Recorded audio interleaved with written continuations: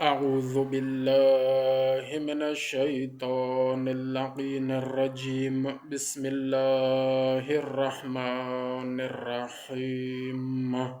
اللهم صل على محمد وآل محمد وعجل فرجهم. اللهم صل على محمد وآل محمد وعجل فرجهم.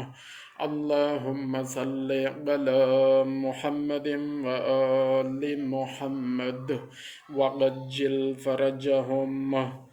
يا رازق يا رزاق يا خير الرازقين.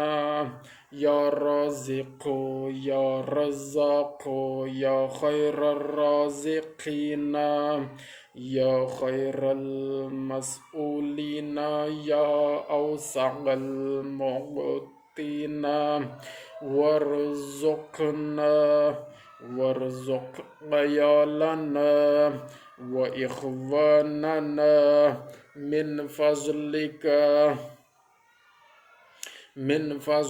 الواسع، إنك ذو الفضل العظيم، وأنت جواد الكريم برحمتك يا أرحم الراحمين. اللهم صل على محمد وآل محمد. اللهم صل على محمد وآل محمد وعجل فرجهم. اللهم صل على محمد وآل محمد وعجل فرجهم. بعد ہر نماز روزانہ ایک مرتبہ درود اول و آخر 3 مرتبہ، یعنی کہ یہ ہر نماز فریضہ کے بعد یہ دعا ایک مرتبہ پڑھنی ہے، اور اس دعا پڑھنے سے پہلے 3 مرتبہ درود پاک پڑھنا ہے، اور آخر میں بھی 3 مرتبہ درود پاک پڑھنا ہے۔ تو اس کا فائدہ کیا ہے؟